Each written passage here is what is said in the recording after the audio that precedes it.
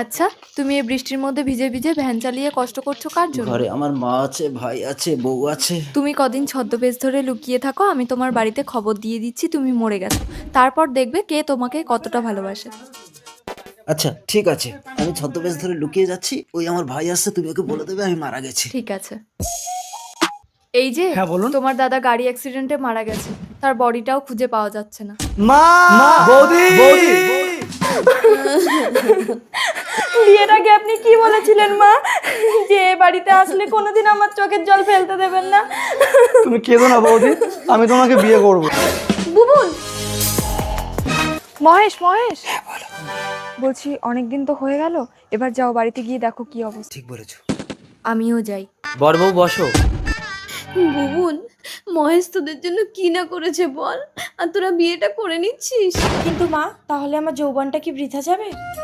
ভগবান, এসব আমি আর দেখতে পাচ্ছি না, তুমি আমাকে তুলে নাও।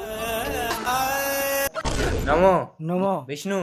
আরে মাত্র 10টা দিন হলো না, এরা আমাকে ভুলে গিয়ে বিয়ে করে নিচ্ছে। কিন্তু দেখো, তোমার জনম দুঃখিনী মা এখনো তোমাকে ভোলেনি। এ কি ঘোর অমঙ্গল! কি হলো পণ্ডিত মশাই? আগে তোমার স্বামী শ্রাদ্ধ না দিলে এই বিবাহ সম্ভব হবে না। ঠিক আছে, করুন। আরে এরা তোমার শ্রাদ্ধ দিয়ে দিচ্ছে। ওং শ্রাদ্ধ কার্যায় নমঃ, ওং পিতৃগণভ্য। তুমি কোথায় যাচ্ছ? তুমি এখন ওদের কাছে মৃত।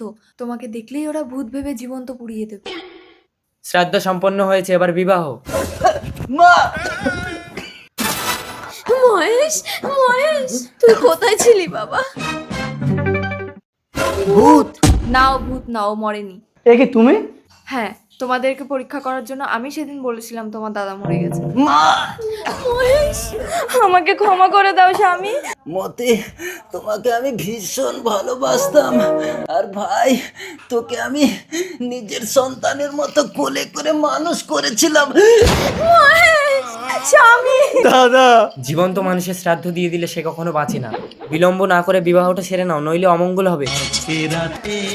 ওং যদি অং হৃদয় মম। দেখলেন তো, খারাপ সময় না আসলে আপনি মানুষ চিনতে পারবেন না।